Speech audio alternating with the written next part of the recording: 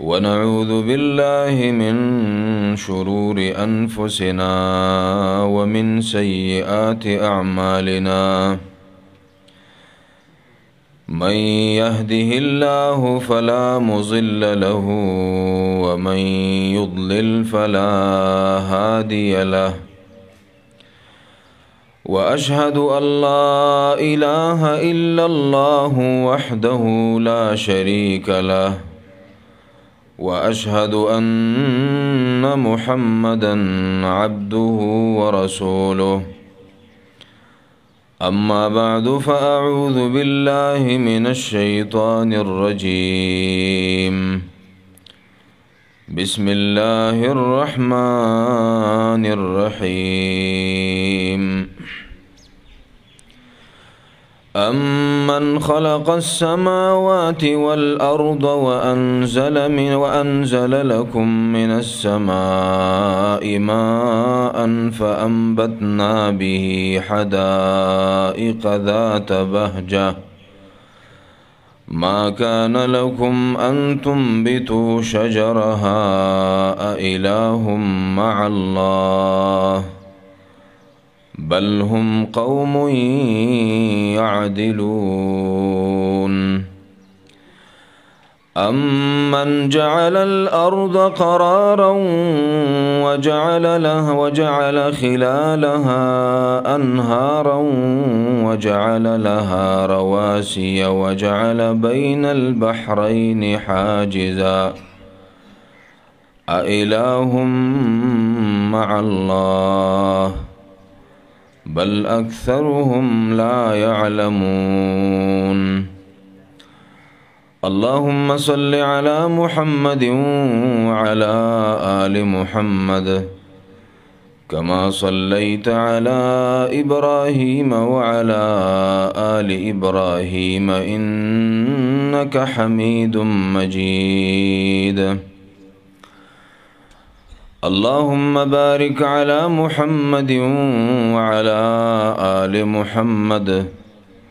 كما باركت على إبراهيم وعلى آل إبراهيم إنك حميد مجيد. رب اشرح لي صدري ويسر لي أمري واحلل عقدة من لساني يفقه قولي. ډیرو محترمو معززو حاضرینو مسلمانانو ورونو او ډیرو محترمو عزتمندو خویندو میندو او د چینل په ذریعہ باندې په دې ټوله صوبه کې په مختلفو علاقو کې مستقل اوریدونکو مسلمانانو ورونو خویندو السلام علیکم ورحمت الله وبرکاتہ. زموږ استادو د نن ورځې اخیرنی درس چې دا د دې فهم قرآن و سنت کلاس اختتامی درس دی اخیرنی او دا درس عنوان دے وجود باری تعالی کی دلائل و شواہد. دا اللہ دا وجود دلائل چی اللہ شته دے او کم خلق چی دا عقیده ساتی چی اللہ نشتا دا دے کائناتو دا پارا سو خالق و صانع و جوڑون کے و چلون کے نشتا نا دا سراسر غلط عقیده ده دا عقلم خلاف ده او دا نقلم خلاف ده. زمونږ استادو په دې درس کې چې دا څومره مسلمانان دلته حاضر یې الله دې ستاسو د ټولو د حاضری قبول او منظور کړي. خو په دې درس کې زمونږ سره د ټولې صوبې د مختلفو علاقو خلک اوس براه راست د چینل په ذریعہ باندې شریک دي. نظمه به درخواست دی چې دا درس ډیر زیات اهم دی. په اخر کې به دعام کو ځکه چې موږ او تاسو ټول ضرورتمند یو د هر چا خامخا څه نه څه ضرورت شته دی څه ارمان شته دی څه مشکلات شته دی او موږ او تاسو ټول نن په دې نیت راغلي وو چې دا داسې مجلس دی چې په دې کې دا 2 ورځې مسلسل د الله رب العالمین د بڑای خبرې وشوي د الله د دین خبرې وشوي د قرآن او د حدیث خبرې وشوي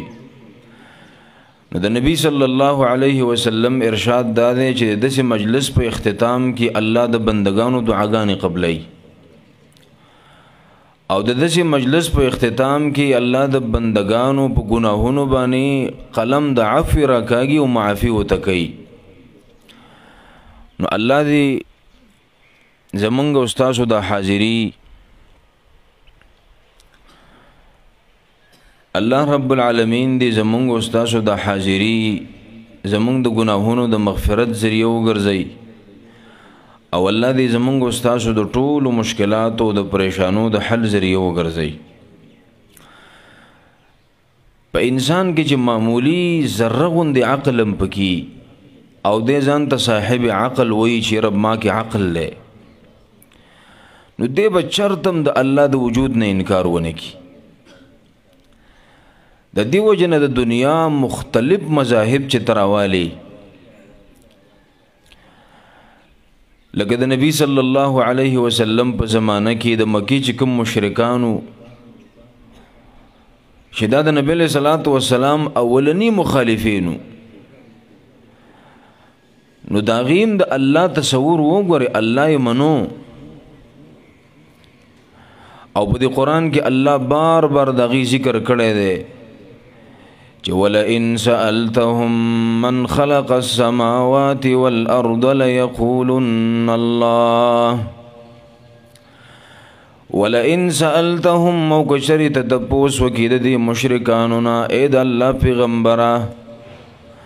من خلق السماوات والأرض چا پیدا کړي د اسمانونو او د ازمکا نو ليقولن الله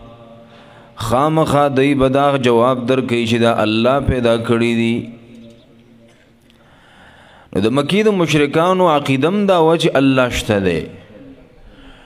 ول منګه الله منو خو غلطی په دې ځای کې کوله چې سره د شریک منو نور شریکان هم وسمنو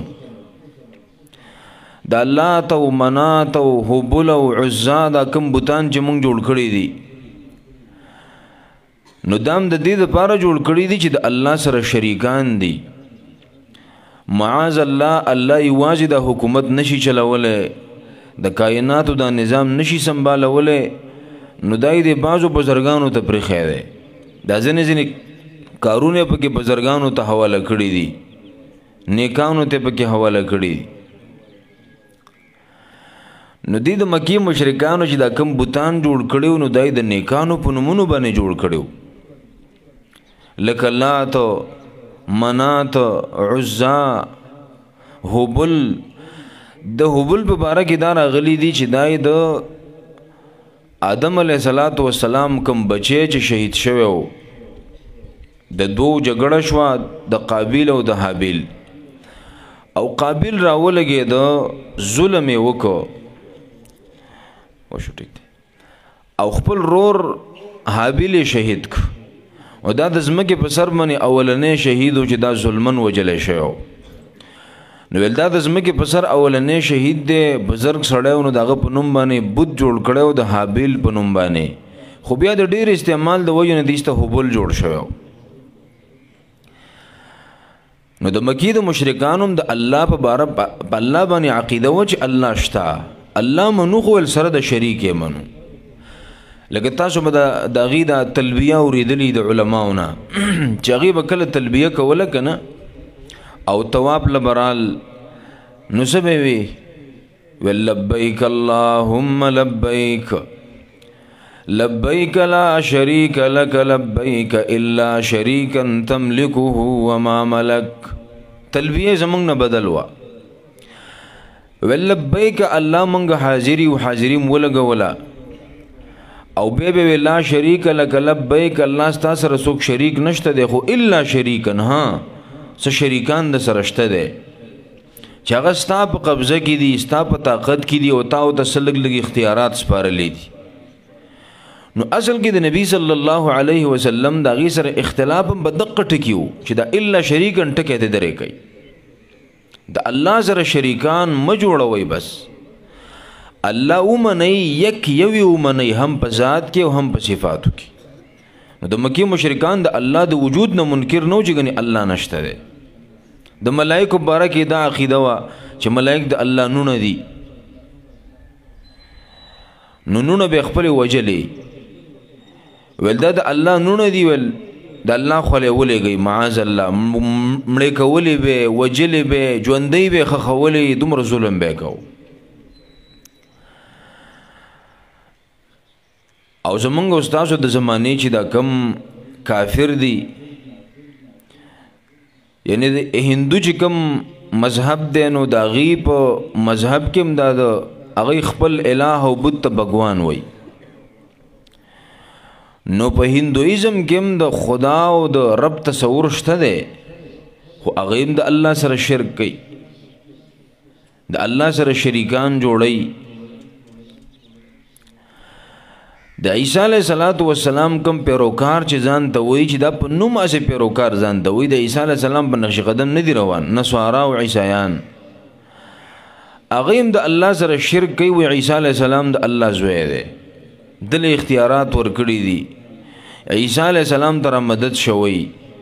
ورنه نور خو هغې هم الله مني یهودیان هم الله مني خو د عزیر علیه السلام په باره کې دا عقیده ده چې عزیر علیه السلام د الله زوی دی نو دلې څه اختیارات ورکړي دي نو د الله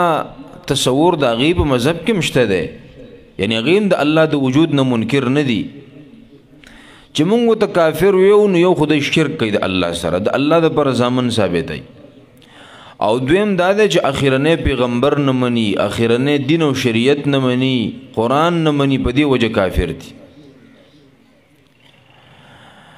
دقه شانته د سیکانو چې کوم مذهب دی په دې کې د خدای تصور شته دی د الله خو د الله سره شرک کوي نو څوک ملائک د الله سره شریکان ګڼي څوک جنات د الله سره شریکان ګڼي او څوک چې دی نو بوتان د الله سره شریکان ګڼي نیکان او اولیاء او بزرگان باباګان د الله سره شریکان ګڼي نو د الله د وجود نه ډېر کم خلق منکر دی اکثریت خلق د الله د وجود قائل دی چې الله شته د دې کائنات یو خالق شته دی چې دا ټول کائنات پیدا کړي دي د دې کائنات یو مالک شته دی یو مدبر شته دی یو متصرف شته دی چې دا ټول نظام چلی خو زمونږ اوس اختلاف بیا په څه کې دی زمونږ اختلاف سره په دې کې دی چې دا یک یو ذات دی نو سره په ذات کې څوک شریک شته او نو سره په صفاتو کې چې دا موضوع مخکې تېره شوې وه او هغې دا کوي چې نه د الله سره په دې نظام کې نور چلوونکي هم شته دی شریکان د الله سره جوړوي نو د دې عامو کافرانو سره زمونږ په دقه ځای کې اختلاف دی لږ خلک داسې دی چې هغه ډېر زیات قمقل خلک دی عقل نه استعمالوي بې عقله دي هغې د الله وجود نه مني هغې ته دهریه وایي په عربۍ ژبه کې وایي دا دهریان دي کمیونسټ دهریان او په دې موجوده اصطلاح کې ورته ملحدین وایي ملحدین اوس بې حده ډېر دي ګورئ زمونږ استاسو په دې معاشره کې ملحدین ډېر زیات دي او دا الحاد چې راغلی دی که نه نو پرون چې ما کومه موضوع چړلې وه چې زمونږ کوم نظام تعلیم دی د لارډ میکالی او په موږ باندې مسلط دی دا د لارډ میکالی د دې نظام هغه ثمرات دي چې موږ ته ملاو شوي دي دا د هغې پیداوار دی د دې نظام نه هم دقه ملحدین راوتلي دي هغې د الله وجود نه مني حافظ ابن کثیر رحمه الله تفسیر کبیر کی امام رازی رحمه الله دیو د الله په وجود باندې ډېر عجیب بحث کړی دی ناشنا د امام ابو حنیفه رحمه الله یو واقعه نقل کړې ده چې امام ابو حنیفه د دهریانو د ملحدینو خلاف یو بربنډ توره وه عجیب او ناشنا او غریب مناظرې د ملحدینو په منځ کې شوي دي یو واقعه دا نقل کړې ده چې د امام ابو حنیفه رحمه الله د ملحدینو سره مناظره وه او د ملحدینو سره ډېرې مناظرې شوي او د ملحدینو کوشش دا و چې دی په څه طریقه باندې مړ کړي چې د مخې نه هم دا سړی لرې شي ځکه دا زموږ مخې ته دیوال له مسلې راته جوړوي نو امام ابو حنیفه رحمه الله لږ لیټ شو او قصدن لیټ شو او دی چې د کومې علاقې نه راته نه وي په لاره کې اوبه وې د کشتۍ په ذریعه باندې به راپورې وتلې نو چې کله راورسېد نو هغه ملحد ورته اولنۍ خبره دا وکړه چې ګوره واده خلافي دې وکړه په ټیم باندې راونه رسېدې نو ته ځان ته څنګه مسلمان وې ویل امام ابو حنیفه رحمه الله ورته یو عقلي جواب ورک او په مناظره کې به ته خپل خصم راګیرې مد مقابل په څه طریقه به راګیرې چې د خپل مدعا نه دی په شا شي او دی پړ شي ویل امام ابو حنیفه رحمه الله ورته وی چې زه په دې لار راتلم نو چې راورسېدم کشتۍ نه وي نو بیا یو دم یو کشتۍ په خپله باندې راغله نو چې بیا مې خیال وکړو نو څوک ملاح نه و چې دا کشتۍ چلولې وې نو بس ور وختم او خود به خود بغیر د ملاح را روانه شو د دې چپو مقابلې کولې چې په کوم ځای کې به د ودرېدو ضرورت هلته به ودرېدله چې کوم ځای کې به د روانېدو ضرورت هلته به روانېدله کوم ځای کې به د سپیډ ضرورت نو هلته به سپیډ و خود به خود روانه و دې ځای ته راورسېدله او یو روایت دا ده چې نه کشتۍ نه و نو یو ونه خود به خود کټ شو او د هغې نه تختې جوړې شوې او د هغې نه خود به خود کشتۍ جوړه شوه او بیا خود به خود را روانه شو ویل هغه ملحد ورته وایي چې مړه دا خبره عقلمند سړی کوي دا خبره عقل مني ویل امام ابو حنیفه رحمه الله ورته وایي چې نو بیا راشه چې خبره وکړو دومره وړه کشتۍ چې هغه خود به خود وجود ته نشي راتلی یو وړه کشتۍ چې هغه یو کس وړي دی یو ځای نه بل ځای ته دوه کسان وړي او دا دومره لویه کشتۍ او دا دومره لویه سیاره ده د کائناتو او دا اسمانونه دا ځمکې او په دې عجیب او غریب مخلوقات دا سمندرونه دا نور او سپوږمۍ دا ستوري دا هواګانې دا ورځ او شپه دا نظام خود به خود وجود ته راغی او دا خود به خود چلیږي دا خبره ستاسې عقل مني یعنی په انسان کې چې عقل یو په دې خبره سوچ وکړي که نه عقلمند سړی به چرته هم د الله د وجود نه انکار ونه کړي چې الله نشته دی دا دومره نظام خود به خود څنګه چلیږي چې یوه کشتۍ خود به خود وجود ته نشي راتلی په خپله نشي جوړېدلی دا به یو کس جوړوي دا ونه به کټ کوي دا به اره کوي او د دې خپله طریقه د ماهرین دی هغه به یې جوړوي هر څوک یې جوړولی نشي او بیا چې کشتۍ تیاره شوه نو دې دپاره به یو ملاح او ډریور هم پکاري چې هغه دا چلی خود به خود خو په دې دریاب کې هم دا نشي تلی نو هغه کسانو سوچ وکړه چې خبره خو دې بالکل برابر ده د امام مالک رحمه الله په باره کې لیکلي دي وایي د هغه نه چا تپوس وکړو چې ستاسې د الله په وجود باندې څه دلیل دی نو هغه ورته ووایي چې زما څه د الله په وجود باندې خو دلایل ډېر دي خو یو دلیل پکې دا دی چې ټولو انسانانو له الله یو شان ژبې ورکړي دي یو شان ژبې دقه د غوښې ټوکړه ده او دقه یوه ژبه ده او د هغې نه مختلف اوازونه راوځي په دې مجمع کې چې دا څومره خلک ناست دی که نه د دې هر یو د اواز نغمه جدا جدا ده مختلف اوازونه الله د دې یوې ژبې نه راوباسي د یو کس اواز د بل سره مشابهت نه لري د دوه ورونو اوازونه هم د یو بل سره مشابهت نه وي د دواړو اوازونه د یو بل نه جدا جدا وي د دواړو د اوازونو نغمې او لهجې د یو بل نه جدا جدا وي پنځه شپږ خویندې ورونه دي په یو ځای کې کېنوه د یو مور او پلار نه پیدا دي خو د هغې د اوازونو نغمې به جدا جدا وي ژبې د ټولو یو شانته دي ویل چې دا زما سره د الله په وجود باندې دلیل دی چې د دې یوې ژبې نه دا مختلف اوازونه رایستل دا مختلف نغمې رایستل دا مختلف لهجې رایستل دا د الله په وجود دلیل دی که نه که انسان په دې باندې سوچ وکړي امام شافعي رحمه الله نه وایي چا تپوس کړی و چې ستاسو د الله په وجود باندې څه دلیل دی چې الله شته دی د دې کائناتو خالق او مالک شته دی نو امام شافعي و ته خواته د توت ونه ولاړه وه ویل چې توت د ونې دا پاڼې راوشګوله چې دا پاڼه د الله په وجود باندې دلیل دی او داسې دلیل دی چې دا یوه پاڼه ده دا چې د ریخمو چینجې وخوري نو الله ته ریخم ریخم ته جوړ شي او دقه پاڼه ده د شهدو مچۍ چې وخوري د ګبین مچۍ نو د هغې نه ګبین جوړ شي دقه پاڼه ده غواګانې او ګډې او بیزې چې وخوري نو د هغې نه خوشین او پچې جوړې شي او دقه یوه د توت پاڼه ده چې کله اوسۍ وخوري نو د هغې نه مشک جوړ شي مشک نو یو پاڼه ده خو مختلف حیوانات او مختلف سیزونه خوري او د غیر رزلټ بل شان تر وزي نتیجه بل شان تر وزي او زما سره د الله په وجود باندې دا دلیل چې د یو زمکه ده یو شان زمکه ده یو شان وبول ورکول کیږي بدل بدل وبنشتا خو په یو ځای کې ته د انګور بوټي راخې جوړلې د یو قسم میوه نیسي په بل ځای کې د غینه د انار بوټي راخې جوړلې د بل قسم میوه نیسي په بل ځای کې د خوبانۍ بوټي راخې جوړلې د بل قسم میوه نیسي بل ځای کې د الوچي بوټي راخې جوړلې د بل قسم میوه نیسي بل ځای کې د هندوانه او خربوزي بوټي راخې جوړلې د بل قسم میوه نیسي ذایقې بدل دي شکلونه بدل دي رنگونه بدل دي په دقه یو ځمکه باندې راخېږي او دقه یو قسم اوبه ورکولی کېږي نو دا کارونه خود به خود کېږي دی به څوک کوونکی نه په دې ځمکه کې چې کم ذات طاقت پیدا کړی دی دغه د کائناتو خالق او مالک دی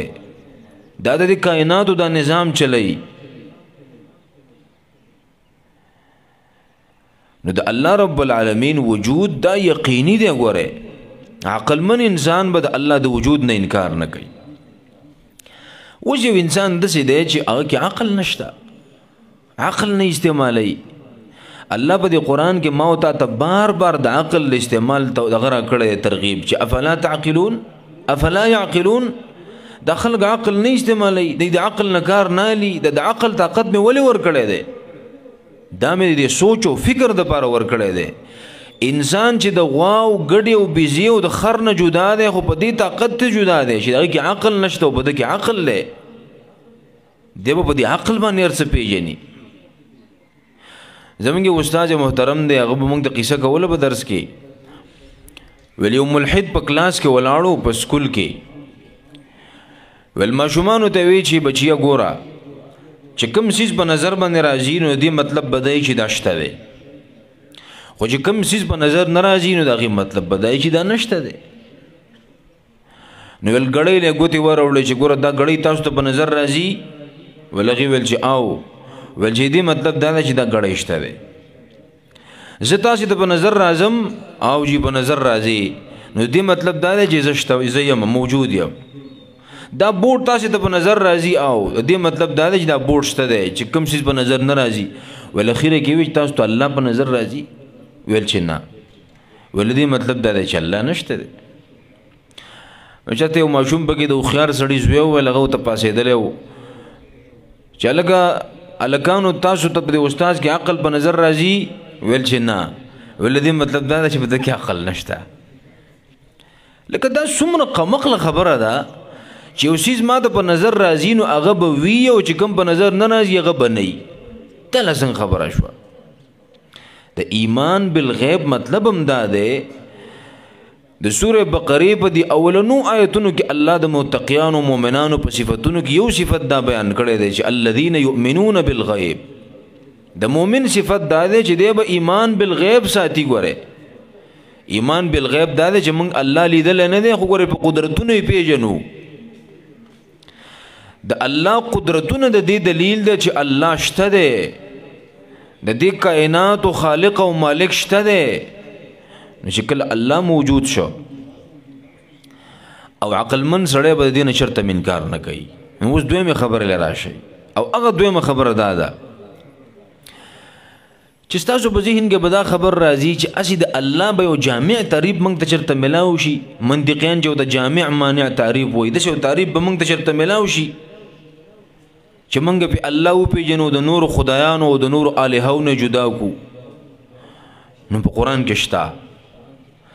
د مکی مشرکان راغلی و نبی صلی الله علیه وسلم ته وی ول موږ ته د خپل رب تعارف وکا صف لنا ربک موږ ته د خپل رب صفات بیان کا د خپل رب تعارف راته وکا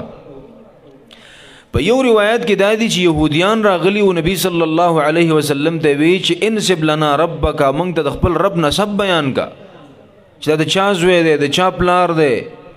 قبیله کومه ده نو الله سورۃ الاخلاص نازل کو سورۃ الاخلاص هغه مختصر سورۃ دی چې موږ ماشومان ته کله مونږ یادو کنه نو په سورۃونو کې وته موږ سورۃ الاخلاص یادو علماء د دې سورۃ انتخاب ذکر کړی دی چې دا ډېر جامع سورۃ دی په دې کې د ډېر کمالات پراته دي او دا د شرک قینچی د شرک جرلې کټ کړي دي جرلې دا سي عجیب سورۃ ده نو په دې کې الله پیغمبر صلی الله علیه وسلم ته فرمایي چې قل وتو فرمایي د الله پیغمبره هو اغزاد چې دغه په باره کې تاسو ته پوس کړو شان دا ده احد چې هغه یک یو ده د کوم الله په باره کې چې تاسو ته پوس کړو نو هغه یک یو ده الله احد نو یو صفت د الله دا ده چې د سره به هیڅوک شریک نه دا به یک وي دویم الله بل بابا خاص کړی د خزانو ور کولو د پاره بل بابا خاص کړی دا یو شو کو دا ډیر شو نو چې دا څومره الہ دي خلکو په دنیا کې د ځان نه جوړ کړی دي کنه نو په دې کې د اولنې خوبي پکې نشته چې هغه د یووالي دا صرف د الله خپل سیدم نشي خلاصوله دی به مچ څه پیدا کی او دا څومره معبودان چې د خلکو راټول کړي دي او جوړ کړي دي د الله نه ما سوا په دیو کې دا دویمه خوبي نشته دی دا ټول محتاج دي دا خوبي صرف د الله په ذات کې ده الله صمد ذات دی اچا ته نه دی محتاج په هیڅ کې وته نه دی محتاج او دا ټول مخلوقات الله ته محتاج دي او دریم لم یلد د الله نه څوک پیدا نه دي نو ګوره کې عیسایان وایي چې عیسی علیه السلام د الله زوی دی هلکه د چا نه پیدا دی که نه دی که یهودیان وایي چې عزیر علیه السلام د الله زوی دی نو پیدا دی که پیدا نه دی او دقه شان دا د مکی مشرکان وایي ملائک د الله نونه دي نو دا الله پیدا کړي دي که نه دي او دقه شان دا زمونږ د زمانې چې دا څومره خلک دی بوتانو ته سجدې کوي قبرونو ته سجدې کوي او دا بوت چا جوړ کړی دی او که نه دی او دا بوت چې د چا په نوم تا جوړ کړی دی هغه د چا نه پیدا او کو پیدا نه و نو لم یلد صفت د دنیا په ټولو معبودانو کې نشته سوا د الله نه الله هغه ذات دی چې د ده نه څوک پیدا نه دي او ولم یولد نه دی د چا نه پیدا دی لم یلد نه د دنه څوک پیدا دی ولم یولد او نه د چا نه پیدا دی نه دی پیدا کړی شوی دی او ولم یکن له کفوا د الله مثال نشته بس لیس کمثله شیء د الله مثال په د کائناتو کې نشته او نور چې څوک راوړي زه بل په ګوتو باندې جوړ کړم دا څومره بوتان چې په دنیا کې د خلکو درولي دي دا خو د ورځې په کارخانو کې 500 او سلم خلک جوړ بزرګونو او سلګونو جوړولی شي نو د الہ او د معبود تعارف هم د سوره اخلاص په دې دوه دریو کرخو کې دی بس څوک هم چې د الله نه ما سوا د بل الہ او معبود بندگی کوي را دی وړي په دې تله دی وتلی کې په دې پوره مونږ مت الہ وو خو په دې تله باندې پوره الہ او معبود نشته دی سوا د الله نه د دې وجه نه مونږ د الله بندگی کوو د الله سره هیڅوک شریک نه جوړو دا یو آسان او مختصر خبر او جمع تاسو ته وکړه نو چې څوک هم درته وایي چې الله نشته دی معاذ الله د دې کائناتو د دې نظام څوک پیدا کوونکی نشته څوک خالق نشته څوک مالک نشته څوک چلوونکی نشته نو اول به دې خبره نه دا نتیجه اخذ کې چې د عقل نشته دا کمزور دی د لږ علاج پکار دی او دا خلک اوس په معاشره کې ډیر شوي دي ځکه علماو دا موضوع دلته راوړې ده ګورئ دویمه خبره زمونږ استادو په دې معاشره کې ډېرې زیاتې برایانې دي. زه به د هغې نشاندهي وکړم ځکه چې ټیم کم دی. یو خو دا په کوم ځای کې چې موږ کلاس ولو نو دې ته باجوړو کورونه وایي او دې خوا شیخانو کلی دی او اسلم کلی دی. د دې خوا او شا چې څومره زنانه دي که نه نو زما خو دا د ریډیو دا درسونه زنانه ډېرې زیاتې اوري په دې کورونو کې دا سپینګیري او دا زنانه د دې دپاره ښه بهترین ټیم پاسی دی. بس ښه ښکلی ژوند یې په دې باندې تېرېږي. نو د خلکو دپاره هم ډېر لوی سهولت دی ځکه چې هر څوک خپله زنانه مدرسې له نشي لیږلی. د چا د کور په خوا کې مدرسه وي د چا د کور په خوا کې به نه یا چې د مدرسې کم ټایم دی په هغه کې به یا د هغې غریبې سره ټیمي یا به نه او دا سپینګیري او مشران خو وایي موږ مدرسو له اوس نه شو تللی وخت رانه تېر دی. نو دا په هر کور کې الحمدلله یو مدرسه کولاو شوې ده. د قرآن درس کیږي د احادیثو درس پې کیږي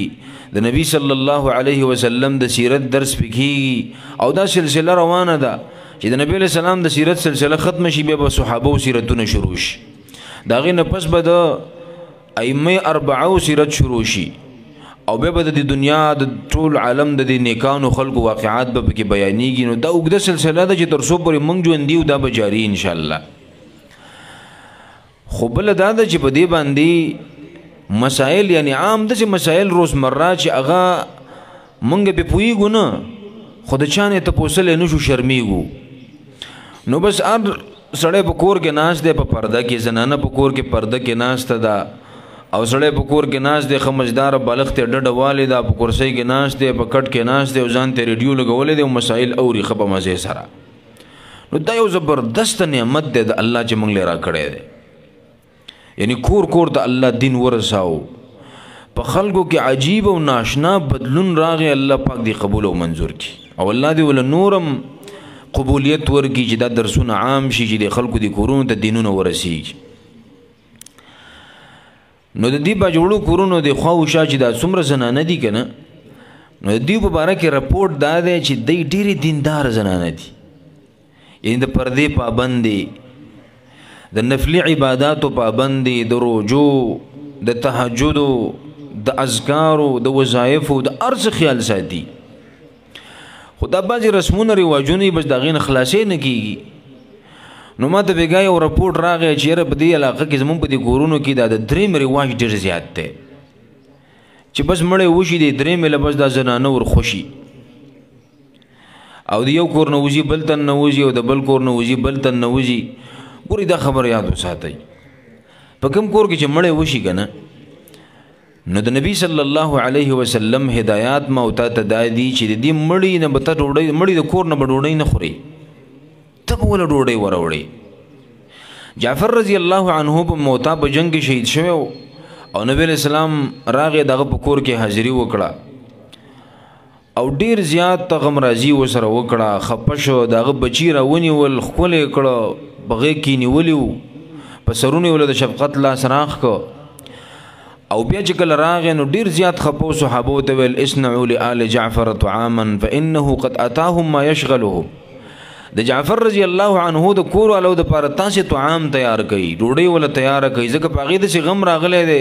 چې هغه د ډوډۍ د پخولو په موډ کې نه دي تاسو یې وله ویسئ. نو د مړي د کور سره غم راځي دا ده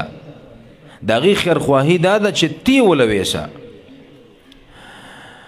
داسې مه کوه چې هغه غریب د درېمې په خیرات باندې ته مجبوره کړي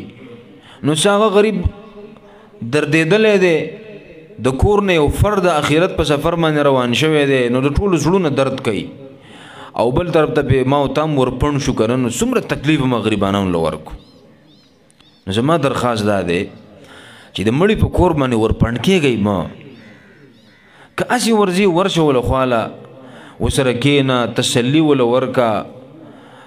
خو ګورې د ډوډۍ په ټیم کې خپل کور ته ځه ځان له په کور کې باندې دال ساګ پخ کړي هغه وخوره د مړي په کور باندې به نور پڼ کېږي. زمونږ په دې تخبې کې به دې خوا و شا کې ډېر داسې کلي دي چې هلته ما ته وایي وایي مفتي صاحب چې په کلي کې مړی وشي او 3 مهینو په کور کې تنور نه لمبه کېږي نه غریب کې لوګی نه غریب نه لوګی نه راخېږي وایي چې نن د 3 خیرات دی. داسې رسم دی ګورې د مړي کور والو لم تکلیف ورکول دي او غریب په عذابول دي هغه په تکلیف کې اچول دي او د الله د پیغمبر تعلیمات هم دا نه دي زما درخواست بدای ک نارینه او ک زنانه ک په هر ځای دا اوس مختلف علاقون خلق راغلي دي دا خو د ځان نو باسي دی بن انسان خخ کاریم نه غوري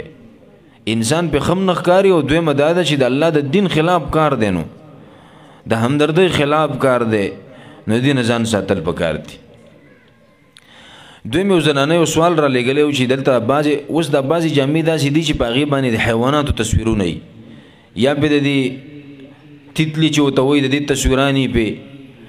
او یا به چې د نورو حیواناتو تصویرانې وي هغه جامې او لوپټې زنانه اچوي او په سر کوي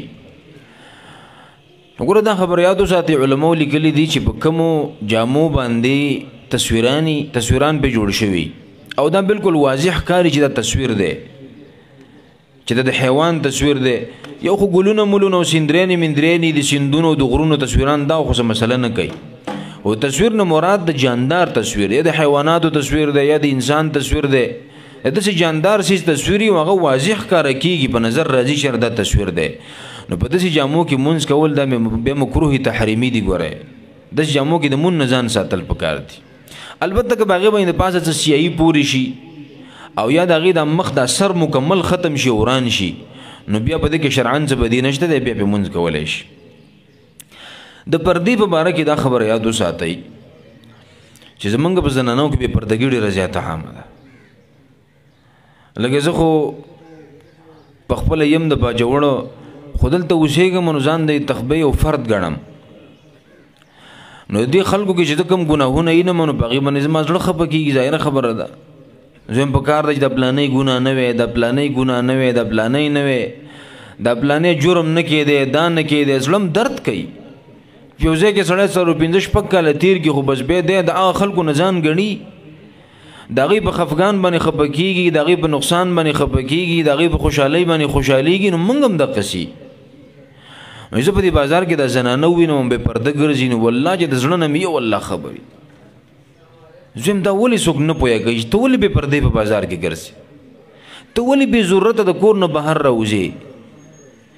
ته خو د پیغمبر صلی الله علیه وسلم د امت حصې ته خو ځان ته د عایشې رضی الله عنها بچی وې د فاطمې رضی الله عنها بچی ځان ته وې د ام سلمې رضی الله عنها بچی ځان ته وې نو د هغې طریقه خدا نه وه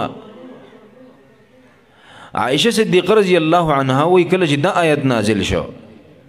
چې یا ایها النبي قل لازواجك وبناتك ونساء المؤمنین یدنین علیهن من جلابیبهن یا ایها النبی اے د الله پیغمبره قل لازواجك او فرمایا خپلو بیبیانو ته وبناتک او خپلو نونو ته ونساء المؤمنین او د مسلمانانو زنانو ته یدنین علیهن من جلابیبهن چې په ځان باندې پړونې راواچوي په ځان باندې څادرې راواچوي په ځان دې څادرې راواچوي او ځانونه دې پټ کړي برقې دې په سر کړي حجاب دې وکړي پرده دې وکړي وایي صحابه د نبي علیه صلات وسلام خواته ناستو او نبی علیہ السلام ورته د آیتونه تلاوت کړو بس دوی کورونو ته لاړ شپه راغله نو په کورونو کې خاوندانو خپلو زنانو ته د آیتونه واورول چې ګورې د الله په پیغمبر باندې وحی نازله شوې ده چې د نن نه پس به زنانه پرده کوي وایي هرې زنانه ځان له د شپې د څادر غم کړی و د شپې نو عایشې رضی الله عنها ته یو ځل چا د قریشو د زنانو صفتونه وکړه چې د قریشو زنانه ډېرې اوچتې زنانه دي فضیلت ته د دیو نو عایشې رضی الله عنها ورته وفرمیل ویل دا خبره هم ټیک ده خو ویل ما رأیت افضل من نساء الانصار اشد تصدیقا لکتاب الله و ایمانا بالتنزیل ویل ما د انصارو د زنانو په شان ته منونکې زنانه نه دي لیدلي چې په دیو کې څنګه منل دي که نه داسې زنانه ما چېرته نه دي لیدلي او بیا ورته ووایي چې کله د پردې آیت راغی نو هرې زنانه ځان له د شپې د څادر غم کړی او چې سحر مانځه ته حاضرې شوې نو هرې زنانه حجاب او پرده کړې وه سهار له ټوله مدینه چې و نو دا څادرې وه زنانه بې څادره د کور نه بهر نه ده راوتلې چې د کومې زنانه سره څادر نه و نو هغه کو ضرورت هم دی خو د کور نه دراوتلی وي د الله پیغمبر امر کړی د الله حکم دی چې بې پردې به نه وځي داسې عجیبې زنانه وي نبی صلی الله علیه وسلم فرمایلی دي چې ایم امرأة نزعت ثيابها في غیر بیتها فرق الله عنها سترها هر هغه زنانه چې دا د پردې خیال نه ساتي د خپل کور نه علاوه په بل ځای کې د پردې خیال نه ساتي د کور نه وځي نو پرده به کوي بل کور کې نو پرده به کوي پردي کور ته ورله نو ګورې جامې به نه لرې کوي نو نبی صلی الله علیه وسلم وایي چې پرده نه کوي الله به په قیامت کې بې پردي کی ګورې قیامت کې به الله د ګناهونو باندې چې کومه پرده راړته پرده به ترې لرې کي ګناهونه به الله خلکو ته ښکاره کړي نو کو زنانه دا غواړي چې الله ما باندې په قیامت کې پرده راواچي او په قیامت کې مې الله د خلکو نه پناه کړي نو د هغې دپاره لازمه دا ده چې په دنیا کې به پرده کوي ګورې د پردې او د حجاب خیال به ساتي نو زنانو ته مې درخواست دا دی چې هغه زنانه چې هغه د کور نه وځي او برقه په سر کې په دې د الله رحمتونه راورېږي او هغه زنانه چې د کور نه بهر وځي او بې پردې وه په دې د الله لعنت راورېږي دا د الله د رحمت نه لرې ده او قرآن کې الله رب العالمین د پردې حکمت هم دا بیان کړی دی چې که تاسې پرده کوئ په هغه زمانه کې داسې وه چې وینځو به پرده نه کوله نو چې وینځې به راووتلې دا منافقان ظالمان چې وو منافق سړی خو هسې معاشره خرابوي د معاشرې خوند خرابوي نو په دې زنانو پسې به شپېلي واله وازونه به پسې کول نو کله کله به چې مؤمنه ښځه داسې وه او داسې به راووتله نو په هغې پسې به م اوازونه کول نو الله د پردې حکم د دې دپاره نازل که الله فرمایي ذلک ادنا ان یعرفن فلا یؤذین که زنانه پرده کوي نو دا به پیژندلی کېږي چې دا وینځه نه ده بلکې دا مؤمنه ښځه ده نو څوک به له تکلیف په لارو کې نه ورکوي اوس هم دقه حال دی ګورې کومه زنانه چې په برقه کې د کور نه بهر راوځي هغې ته څوک په کږه سترګه هم نشي کتی د دې برقې خپل رعب داب دی ګورې د دې پردې خپل رعب داب دی او چې کومه زنانه بې حجاب او بې ستره راووتله نو خلک یې په لارو کې تنګوي بیا یو مو ته ګوري بل مو ته ګوري ځکه سړي خو د نظر حفاظت کوي نه حال دا دی چې سړو ته هم د الله حکم دا دی چې تاسې خپل نظرونه ښکته کوي زنانو ته هم د الله حکم دا دی چې ته د کور نه ووتلې په پرده کې وځه هسې نه چې ته د خلکو دپاره د فتنې سبب جوړ شي ګوره اسلام داسې دین دی اسلام وایي په لاره کې که د تکلیف سیز پروت دی به لرې کې چې چاله تکلیف میلاو نشي په دې باندې نو هغه زنانه چې بې حجاب او بې ستره ووتله او خلک ورته ګوري خلک فتنه کې اچوي نو څومره تکلیف یې خلکو له ورکو څومره د خلکو عقلونه او دماغ یې خراب کړه د څومره خلکو زړونه یې خراب کړه څومره خلک یې ګناهګار کړه دا ټولو ګناه به په دې ښځه پسې ځي ګورې نو زنانه به بغیر د ضرورت نه د کور نه بهر نه وځي ګوره زنانه له اسلام یو مقام ورکړی دی یو مرتبه ولا ورکړی ده د دې مثال اسلام وي د هیرې دی د دې مثال اسلام وي د ملغلرې دی د سرو د سپینو د خزانې دی هیرې او ملغلرې څوک په لاره کې نه غورځي خلک پټوي چا پیسې په لاره کې غورځولې دي پیسې زموږ څومره خوښې دي پیسې چې راته میلاو شي نو بینکونو ته یې وړو چې څوک یې رانه چېرته وینسي دقه شان زنانه ده دا یو قیمتي څیز الله پیدا کړی ده دنیا حسن دی ښکلا ده نو دا ښکلا چې ده نو دا به ځان په لارو کې نه ضایع کوي ګورئ دا به ځان پټ ساتي اسلام د نبی صلی الله علیه وسلم نه مخکې چې کوم دور و چې هغې ته د جاهلیت زمانه ویلی کېږي زنانه دې د جاهلیت د زمانې د حالاتو نه خو لږ ځان خبر کړي که نه چې هغه ظالمانو د زنانه سره څومره ظلمونه کړي وو او چې اسلام راغی نو کوم مقام یې وله ورکړه کومه مرتبه یې وله ورکړه د کوم ځای نه کوم ځي ته ورسوله نو زنانه د کور ښکلا ده د کور حسن دی خو الله چې ګورې پرده کوي چې پرده نه کولو نو دا بیا د پردو کورونو د لارو ښکلا ده ګورې داسې ښځه د الله نه یې خوښه عائشه رضی الله عنها فاطمه رضی الله نبی صلی الله علیه وسلم یو ځل په مجلس کې سوال کړی ویل په زنانه کې کوم خو یو خصلت د الله ډېر خوښ دی نو علي رضی الله عنه چا یو جواب ورکو چا بل وای زه غلی غوند پاسې د ملاړم او د فاطمه رضی الله عنها نه مې تپوس وکړو ویل غیره ته وی چې په زنانه کې دا خوی د الله ډیر خوښ دی چې الله یراها الرجال چې د پردو سړو د نظرونو نه ځان محفوظ وساتي بس. نو نبی علیہ السلام نه چې کله علي رضی الله عنه جواب ورکړو نبی علیہ السلام پوهش ویل دا ته فاطمه ویلې دي کنه ویل فاطمه بضعة مني فاطمه خو څوک ده کنه خو زما د زړه ټوکړه ده. دا فاطمه رضی الله عنها ته چې د دومره غټ لقب نه ملاو شوی دی چې فاطمه سیدة نساء اهل الجنه فاطمه به د جنت د زنانو سردار ای دا سرداری او ته اسی نه د ملاو شوی وګوره هغه با حیا وا با پرده زنانه وا د الله د حکمونو خیال ساتل او زکه دومره اوچت مقام هغه ته ملاو دی. خدیجه رضی الله عنها چې عائشه رضی الله عنها وی پیغمبر علیہ السلام به چې کلم د زنانه صفت کوو د خپل بیبیانو نو ول خدیجه به کې خامخا یادوله ځکه هغه مشر بیبي وا او د نبی علیہ السلام سره ډیر زیات احسانات کړیو او ډیر بحیا خزه وګوره یو ځل نبی صلی الله علیه وسلم ته جبرئیل امین راغې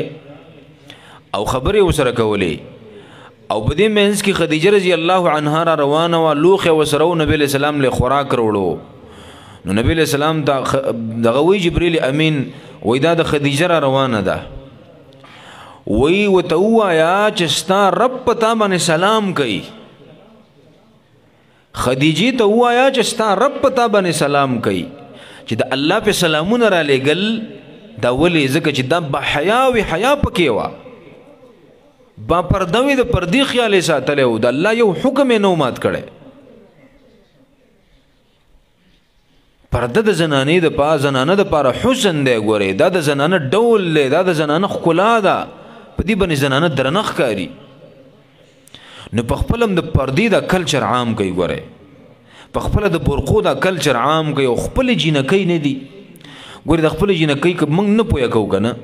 نو والله چې ګوره حالت به ډیر زیات خراب شي د کله جون ته چې د کمی نونه زمنګ راځي کمی بچي مرাজি دي سکولونو ته راځي زما درخواست دا چې پرده کې راځي به پرده مرাজি په دې لارو کې والله زه د مدرسې نه روزم به لار کې کالج دی د سحر کې د چینل تراشم پیاده واپس زما کنه والله زه تومره عجیب انداز زم چې خدای پاک اوس چلو کوم د دین مخلاصې نشته د چې درس تر نه راځم نو خلک پکې د الله د دین خدمت ده ورنه ځنې خو پکې الحمدلله داسې وي چې با پردی مزیداره پردې کړي او را روانې کالج له دا څومره خوند کوي مړه او ځنې بچی پکې داسې بې پردې را روانې شوي زویم بس دا به د پلار او د مور ګناه نو هغې به ورته نه ویلي چې ته پرده کوه بچیه نو خپلو نونو له د پردې تعلیم ورکوي د پردې ترغیب وله ورکوي پرده پې لازمه کوي چې بچیه ګورې دا زموږ تهذیب دی دا زموږ ثقافت دی د عائشه صدیقه رضی الله عنها نو د پردو د برقو د کلچر عامول غواړي دویمه خبره د جامو ده د جامې نه دي زمونږ د زنانو جامې چې دي نو دا ډېرې زیاتې بیکاره دي ګورې نری لنډې تنګې بس زنانه په پیشن پسې ګرځي نو او پیشن موږ د چا نه زده کوو بدقسمتي دا ده که نه چې د پیشن دپاره زموږ سره دستیاب د هالی ووډ او د بالی ووډ فلمونه دي د هغه فلمونو ډرامونه زمونږ زنانه د جامو د فیشن چل زده کوي د میک اپ چل د هغې نه زده کوي د جامو چل د هغې نه زده کوي او په زمونږ خو هر څه تباو برباد دي هغه زمونږ یو ملګری و هغه ویل زما د یو دوست واده و نو ویل ما ته وي چې یاره سوچ کومه چې د واده په څه طریقه باندې وکړمه چې د کم فلم د سټورۍ سره د خپل واده برابر کړمه یعنی چې په داسې انداز باندې زه خپل واده وکړمه چې د انډیا د کم فلم د سټورۍ سره زما د واده سمې وخوري او د هغې سره برابر شي مړه دا مسلمان دی یار دا کم حد ته موږ ورسېدو زه به خپل واده اوس د یو فلم د سټورۍ سره برابرومه دا ودونه صحابه نه دي کړي دا خپلو بچو له صحابه ودونه نه دي کړي خپلې نوڼې نه دي واده کړي دا خو ډېره عجیبه او ناشنا خبره ده نو د زنانو جامې زمونږ زنانه فیشن د فلمونو د ډرامو نه زده کوي د ټي وي نه زده کوي د موبایل نه زده کوي حال دا دی چې اسلام یو مکمل ضابطه حیات دی نبی صلی الله علیه وسلم منګ ته خودنه کړی دا په یو حدیث کې دا راغلی دی نبی صلی الله عائشه رضی الله عنها خو له زنانه رالی او دا زنانه چې وی دا د بنو تمیم قبیله سره تعلق خو نری جامع چولې وی نو عائشه رضی الله عنها ته ډیره زیاته خفه شو وتویلی ولئن كنتن مؤمنات فليس هذا بلباس المؤمنات ولکتاسي مسلمانان ځان ته وایي کنه نو دا ګور د مسلمانانو خو لباس نه کم چې تاسو چولې دي او وان كنتن غیر مؤمنات فتمتعنا کتاسي مسلمانان او مؤمنان ځان ته نو وایي بس به وکي مزه وکي ځای سورج پته بمولږي الله لب ورشي دومره سخت په خپشو په نرو جامو باندې تاسو نری جامې ولې چولې نبی صلی الله علیه وسلم فرمایي زما په امت کې به داسې زنانه را پیدا شي په اخره زمانه کې چې کاسیات عاریات په ظاهره کې به جامې چولي خو حقیقت کې به بربندي لا يدخلن الجنه ولا يجدن ريحها د الله پیغمبر فرمایي چې فیشندار خزي به فیشن بم د کافرو نزد کوي او نری جامې به چولي لند جامې به چولي تنگ جامې به چولي چې په ظاهره کې به جامې خو چې د شریعت د جامو سره موازنه وکي او میچنګ وکي نو هغه به شرعي جامې نه ګوري او په حقیقت کې جامې نه او د الله پیغمبر وایي د زنانه د الله دومره بدی شي کنه چې لا يدخلن الجنه جنت ته نشیتله خو ولا يجدن ريحها د جنت خوشبو به مت الله نصیب نه کی او د جنت خوشبو چې ده کنه نو دا ډیر لري محسوسيږي ډیر لري خو دې زنانو ته الله د جنت خوشبو مور نصیب نه کی نو مړه دنیا دی دوه ورځې ژوند د پاره د جنت نه ځان محروم کول دا کوم عقل مندي ده زما درخواست دا دی چې د حیا دا کلچر عام کړي د پردې دا کلچر عام کړي په دې ګورې موږ پښتاني او پښتانه دا پښتو مونږ پرځه کې نیغه نیغه کو کنه نیغه ارزه کې پښتو لاندې او پښتو باندې زه پښتو نه مو زه پښتو نه مو دې بریتو نه مینی سات چیرته نو په دې پښتو کې خدن د حیام پرته ده کنه په دې پښتو کې خدن د پردم پرته ده ما تاسو ته 13 ورځې درس کې وی چې ګوره ما تخپل وخیات ده کنه ور کوټواله چې زه په خپل علاقه کې مونږ چرته بازار ترالو د زنانو کپڑے بچا غستلی کنه نو کپړو د غستو طریقه بسوا زنانو بازارونو ته نتلی خاون به راغه رور به راغه پلار به راغه زوی به راغه او دکاندار ته به وی ویل زنانو جامې راغه غوکی به وته به غوکی څه کې وانه وري نو هغه بوله په تور شاپر کې مختلفه جوړې بند کړي او دسه به وته ویل هوندا والا او پټي به ول ورکړي یعنی دومره حیا او په خلکو کې وسلاړ سره برباد شو ارس سین وی وړل ګورم اق الله دې ګوره مخکنی قومونه چې الله په کوم عذابونو تبا کړی دي ګوره په منګه به مراولي نبی صلی الله علیه وسلم فرمایي وي په کوم قوم کې چې فحاشي عام شي بے حیايي عام شي په دیو باندې الله داسې مرزونه مسلط کوي لم تکن فی اسلابهم چې هغه دیو په مشرانو کې نو تاسو ګورئ کنه دا وباګانې دا الله علاج مرزونه دا ناشنا بیماری چې وخت په وخت راخاره کیږي دا هغه اوجاع دي هغه بیماری دي چې د فحاشۍ او د بحیايي په نتیجه کې الله په قوم باندې راولي دا زمونږ څه حال لې اسپیټالونو ورځ په ورځ باندې سیوا کیږي ورځ په ورځ دلته چې کوم کاروبار خو په ترقۍ دی کنه نو هغه د اسپیټالونو کاروبار دی نو دا خو نور وجب هم کې دی شي خو نبی صلی الله علیه وسلم چې کوم معنوي وجب بیان کړی دی نو هغه دقه د ګوره چې په کوم قوم کې فحاشي عام شي بے حیايي عام شي بدکاریان عام شي الله وي داسې تکلیفونه او بیماری به راولم چې دی په پلرونو نیکونو کې بنوي ګوره روزانه دی هسپتال ابتدایي په بازار کې تاسو ګورئ کنه ګورئ د لوی لوی بلډینګونو د هسپتالونو تیاریږي او په یو هسپتال کې ځای نشته دومره رش دی په هسپتالونو کې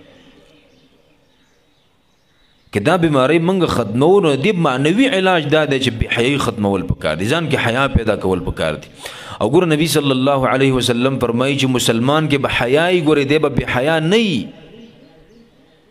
الحیاء والایمان نبی صلی الله علیه وسلم فرمایي چې حیا او ایمان دا د یو بل سره لازم ملزوم دي. اذا رفع احدهما رفع الاخر، کله چې انسان نه یو لره شي دا بل خود به خود ختمیږي. کافرو کې حیا والا خلق نشته، چې کافر دی به بے حیاي دی به بے شرمي، او چې مسلمانی دی به با حیاي دکې به حیاي د سترګې به شرمېږي، او چې حیا پکې نه و د خپل ایمان باندې نظر ثاني وکړي، زما په ایمان کې څه چل دی ځکه ما کې حیا نشته. نو لہذا زمونږ د معاشرې چې کومې برایانې دي ګورې دا اصل کې بس د ځان نه شروع کول پکار دي. دا کله زما استانه جوړ لې کنه که زم ځان هم سم کما او خپل کور هم سم کما او تم ځان سم کې او خپل کور سم کې، خو بس دا هر څه به ټیک ټاکي، بیا هر څه به سم دمي. نو زما درخواست دا دی چې نن زمونږ د کلاس اخرنی درس دی او اختتام دی، پته نه چې بیا په بل سیزن کې ملاقات کیږي او که نه کیږي، خو دا نن جسم په ګڼ تعداد تاسو راغلي که نه، نو زما درخواست به دی چې مونږ تر څو ژوندي یو که خیري نو دا کلاس به زمونږ جاري که خیري.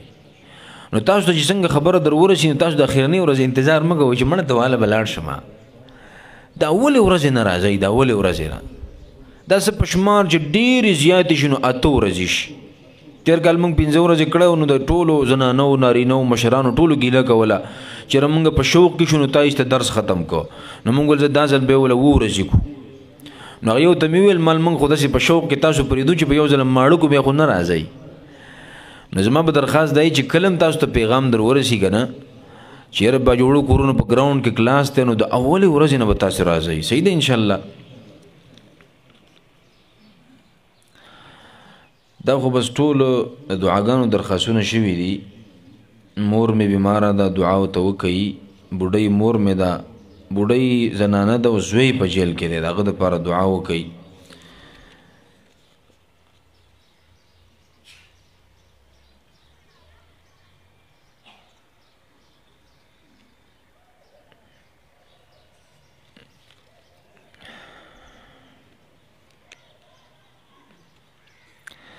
وی قرآن بعضې خلک یو روژه او بله روژه رالي او په ټول کال کې نه رالي شي. نو بس دا خو ډېر د افسوس خبره ده. قرآن خو زمونږ د ژوند قانون دی او موږ چې په دې چینل باندې درس شروع کوو نو دې کې یو غرض زمونږ دا و موږ چې خلک قرآن په ترجمه باندې زده کړي. نو الحمدلله په زرګونو خلکو په ترجمه باندې قرآن شروع کړی دی. او ما یو ځل اوس خو دا چینل نور هم عام شو، پر دیر کې هم د دې یو بل برانچ کولاو شو. نو دا کوم د غرونو علاقې چې دا څومره درې دي د دیر په دې ټولو درو کې الحمدلله د اواز خورېږي د هغه کمراټه پورې.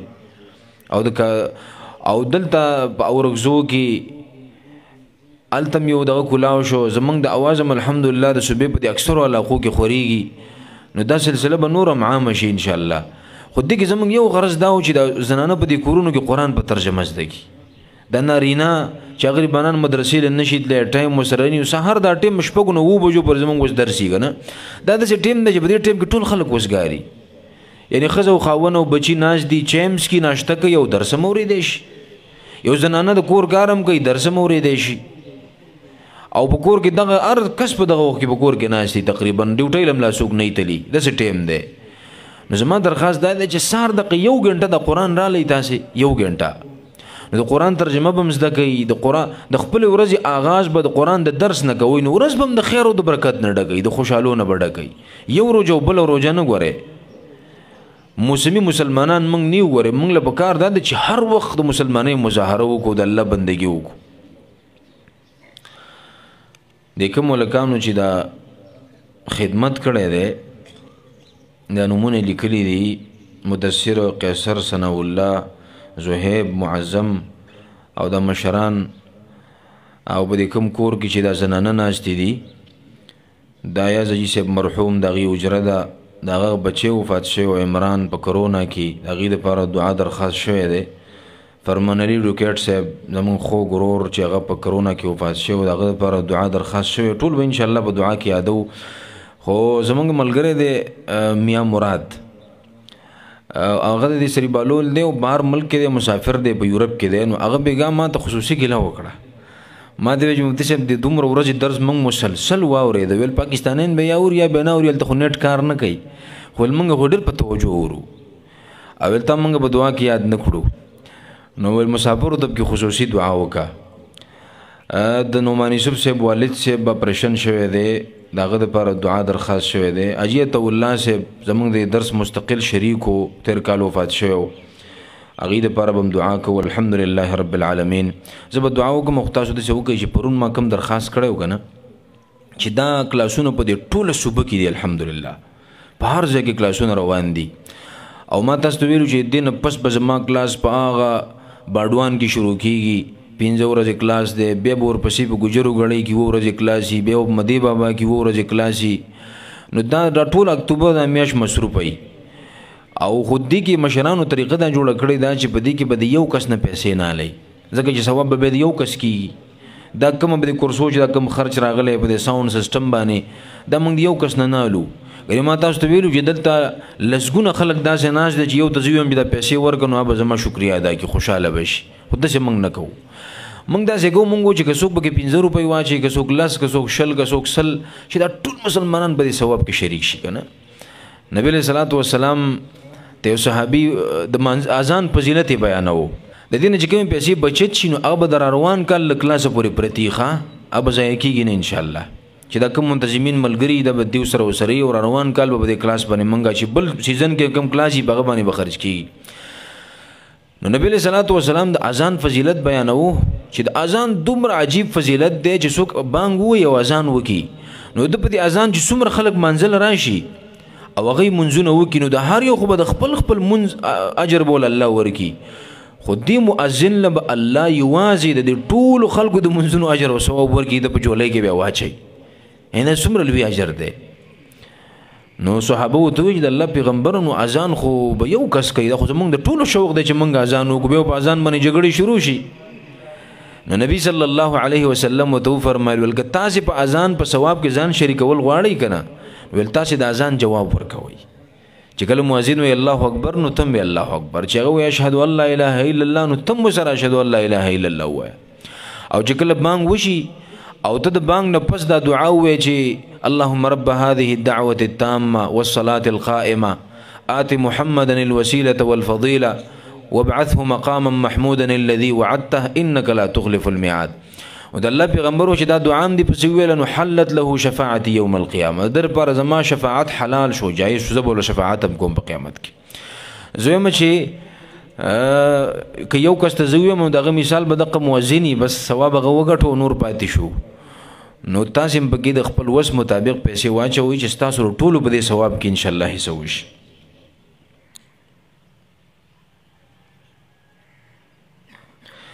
زمونږ د هاري جمعې په شپه باندې په دې مدرسه کې د سیرت درسي زمونږ د مدرسه خو مخکې چانه پیژنده اوس الحمدلله ټول پیژنې تحصیل ته مخامخ مدرسه جوړه شوې ده ناظم آباد نو الته د سیوی چې دا د سیرت سلسله تقریبا دی کې به یو 80 درسونه شوي زما په خیال او دا سلسله لا جاری ده نو زمونږ استادو د ژوند اهمه حصہ غو د پیغمبر علیه السلام د سیرت نزان خبرول دی ګوره ځکه هغه زمونږ مقتدا دی زمونږ امام دی زمونږ پیشوا دی زمونږ پیغمبر دی نو او زمونږ د زړه سر دی نو که اس یو سړی د پیغمبر د محبت دعوی کوي او دغه د سیرت نه خبر نو لکه دا څنګه محبت دعوی دا خو ډېر عجیب خبر ده نو یو کس ما د ټلیفون وکول چې یو سړی پیغمبر علیه السلام په خوب کې ویني دا به رښتیا لیدلی ما ویل او ما وی حدیث کې راغلی دی نبی علیه السلام فرمایي چې چا زه په خوب کې ولیدم نو د به زه یقینا لیدلی ځکه شیطان زما په شکل کې چاله نه راځي خو ګورې مال دا خبره د هغه چا دپاره ده چې چاته خو کم از کم د پیغمبر علیه السلام د حلی مبارکې پته یي که نه چې د پیغمبر علیه السلام پوزه مبارکه څنګه وه خوله مبارکه څنګه وه چهره مبارکه څنګه وه سترګې څنګه وي چې کم از کم دغه د سیرت نه خو تا ځان خبر کړی چې دغه شکل صورت څنګه و نو که به تعالی شیطان که تعالی به شیطان دغه په شکل دغه ته به پیژنې چې ما خو چې کم شکل مطالعه کړی دی په دغه کې کم شکل صورت مې مطالعه کړی دی د علماانو مې ورته خو هغه نه دی نو مال کې داسې انسان به پیغمبر علیه السلام په خوب کې ویني دا به رښتیا لیدلی خو یو سړی د پیغمبر د ژوند د یوې ذرې نه دی خبر کنه نو که شیطان ولا چته بل چا په شکل کې راشي وته وي زه پیغمبر یم دی به څنګه پیژني نو دا خوب دروغ هم کېدی شي وره دروغ هم کېدی شي نو زما درخواست دا دی چې د پیغمبر علیه السلام ژوند الله موږ ته په قرآن کې حکم کړی دی چې لقد کان لکم فی رسول الله اسوة حسنه. د پیغمبر د ژوند دا د ځان د پاره یو نمونه جوړه کوي. نمونه دا یو آیډیل ژوند، یو آیډیل شخصیت و. زمونږ او ستاسو دپاره خو دی، مونږ او تاسو ځان ته عاشقان رسول ویو. نو په دې هفته کې دا یو ګنټه ټیم نه دی، داسې ټیم دی چې په دې ټیم کې اکثر ملازمین د خپلو نوکرونو هم راغلي، دکانداران د خپلو دکاندارونو هم راغلي، زمیندار د کور نه پټي نه راغلی د کور دی، یعنې ښه وزګار ټیم دی. هره د جمعې شپه او من چې کله درس شروع کوو نو تبلیغ دا کم ملګري چې دوی سره مشوره هم وکړه چې یاره شب جمعه خو مرکز کې، نو هغې راته وویل چې نه زمونږ دا شب اتوار دی، خیر دی ته په دې ورځ باندې کلاس کېده. نو هغه خیال هم پکې مونږ وساته. مونږ ویل که شب اتوار له بیا څوک مرکز له ځي نو د شب جمعې له به دلته راځي، یو ګنټه د سیرت درس د ماښام مون نه پس درس شروع شي او د ماسخوتن د منځه پورې درس د ماښام مونځ هم په جمع، د ماسخوتن مونځ هم په جمع، ښه مزېدار خوش اواز قاري صاحب او د سیرت درس واورو کورونو ته راشو. زموږ یو ملګری تېر ورځو کې چا راوستلی و، نو هغه ویل لکه مفتي صاحب ویل چې کور ته لاړم مله ویل دا ټوله شپه مې ویل چې باغ باغ وه، ځکه چې سیرت درس مې اورېدلی و. ویل د دې نه مخکې مې دا غلط خوبونه لیدل، ویل چې اکثر په خوب کې راپاڅېدم مېرېدلی به وم که نه. او ویل دا د سیرت درس مې چې واورېده او ویل بیا وده شومه مړه، ویل دا ټوله شپه مې دومره مزېداره وه، دا ښکلي ښکلي خوبونه مې لیدل. ګوره مال دا اوس خوشخبري ده که نه، دا خوشخبري ده. ما ویل دا چې تر پیغمبر علیه السلام سیرت زده کړي او خپلې کې بیا به لا څومره مزې او څومره خوشخبرۍ نه وي. دعا کوو ښه. درود شریف ووایه الحمدلله رب العالمین عدد خلقه ورضا نفسه وزینة عرشه ومداد کلماته. الله رب العالمین مونږ چې څه ویو څه مو واورېد، الله په دې د عمل کولو توفیق راکړه. الله زمونږ دا ناسته قبوله کړه. الله رب العالمین دا نارینه زنانه دا د مختلفو علاقو نه راغلی خلک خپل کارونه پرېښي دي، خپل مصروفیات یې پرېښي دي. الله رب العالمین په دې میدان کې راجمع شوي دي. الله تی یینې او دا ستا بندگان دي. الله ستا په توحید باندې عقیده ده، ستا سره هیڅ څوک شریک نه جوړوي. الله ستا د پیغمبر سره مینه ده، ستا د دین سره مینه ده. الله زمونږ د ټولو د حاضري قبول او منظوره کا. الله رب العالمین زمونږ د حاضري زمونږ د ګناهونو د مغفرت ذریعہ جوړه کا. الله زمونږ د حاضري رب العالمین زمونږ د درجاتو د بلندۍ ذریعہ جوړه کا. الله زمونږ ګناهونه په نیکو باندې بدل کا. رب العالمین د دې حاضر مجمع د دې نارینه او زنانو جوړی الله د خیر او د برکت نه ډکې کا. الله د دنیا او د آخرت خوشحالۍ او نصیب کا. الله د دنیا او د آخرت د غمونو او د پریشانونو نه وساته. الله رب العالمین د دې کورونو د خیرونو د برکتونو نه ډک کا. الله په اولاد کې خیر او برکت واچوا. الله په مالونو کې خیر او برکت واچوا. الله په صحتونو کې خیر او برکت واچوا. الله ټولو ته د ایمان او د صحت او د عافیت زندگی ور نصیب کا. الله مونږ ټول د اخرنۍ زمانې د شرونو فتنو فسادونو لا علاج مرزون الله مونږ محفوظ وساته. الله رب العالمین څومره مسلمانان چې وفات شوي دي په دې خوا و شا کې او زمونږ د دې حاضرینو په کورونو کې خصوصا زمونږ د درس شرکا چې هغه تیر کال زمونږ سره په دې درس کې شریک و نن زمونږ سره نشته دی. الله رب العالمین د ټولو کامل مغفرت نصیب کا. الله د ټولو کامل مغفرت نصیب کا. حاجی عطا الله صاحب الله ستا یو نیک بنده رب العالمین دغه کامل مغفرت نصیب کا، ګناهونه معاف کا. ایاز اجي صاحب نقیب اجي صاحب چې دغه د اجرینا الله مونږه ستا د دین د خدمت کار اخلو او دا زی مونږ لرا کوي دا زنانه دلته راټولیږي دیو چې دا کم محمد عمران وفات شوی الله دغه کامل مغفرت نصیب کا. الله دا کور د خیر او د برکت نه ډک کا. خوشحالیانی الله تعالی نصیب کا. الله رب العالمین څوک چې بیماران دي الله د ټولو بیماری په صحت باندې بدل کا. الله خپل لاړې دارو کا. الله په علاجونو کې خیر او برکت واچوا. الله رب العالمین څوک به اولاد دي اولاد نشته دي زمونږ الیاس ملګری دی د ناظم آباد دغه خصوصي د دعا درخواست کړو.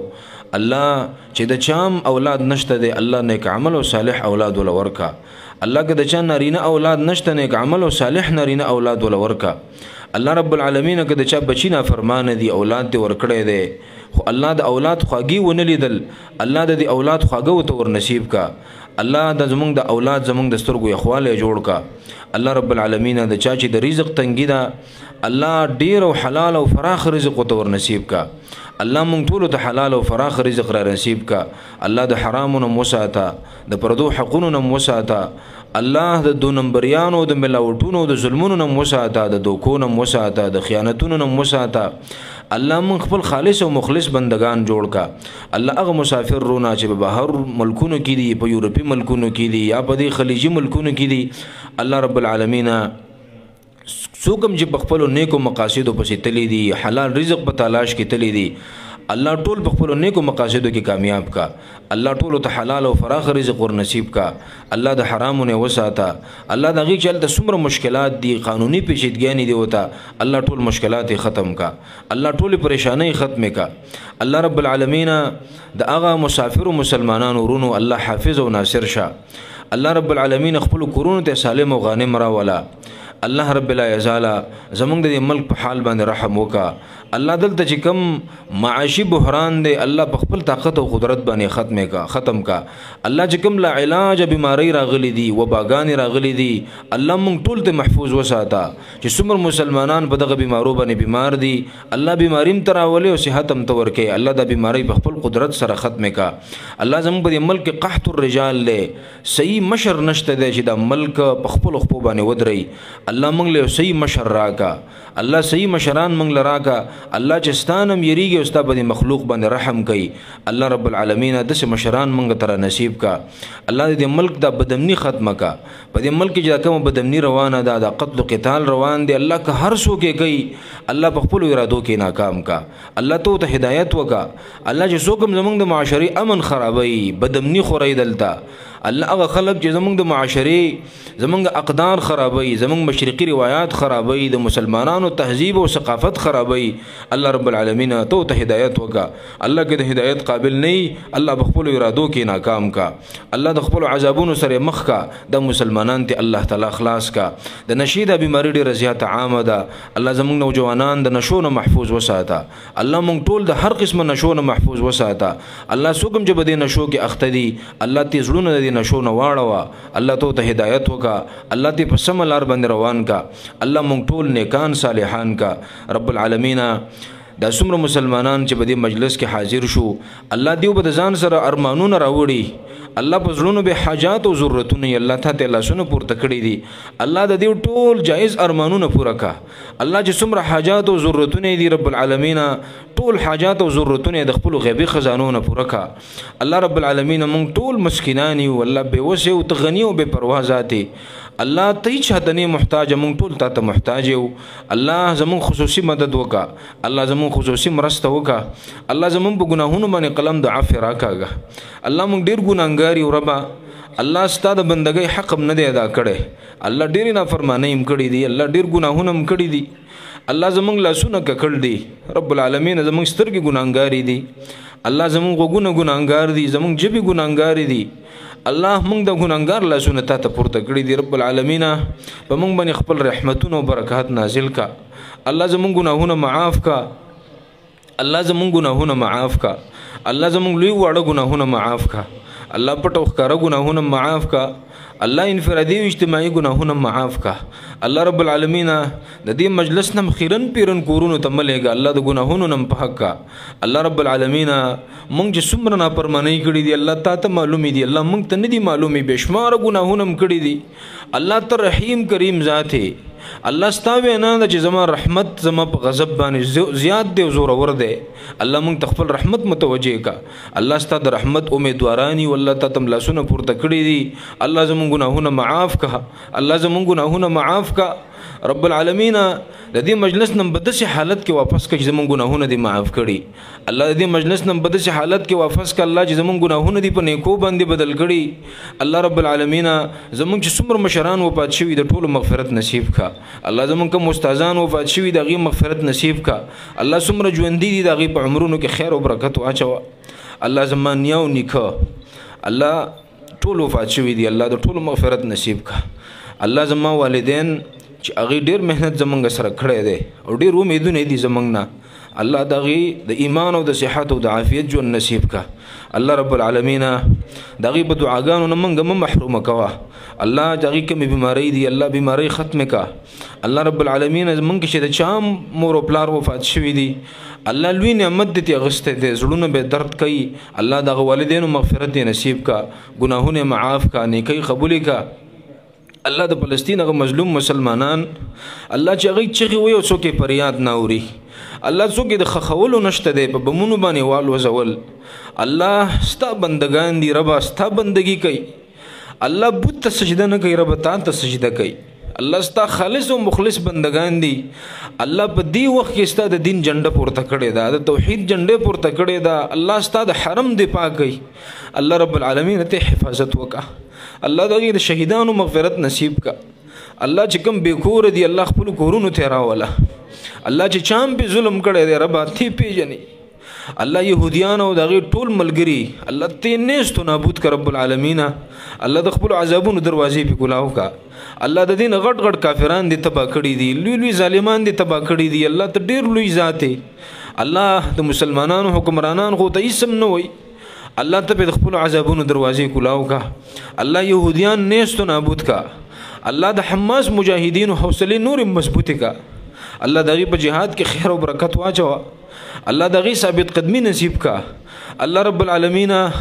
اصله دغه د اصله د غیبونو بندوبس وکا الله مسلمانانو ول اصلهم نو ورګي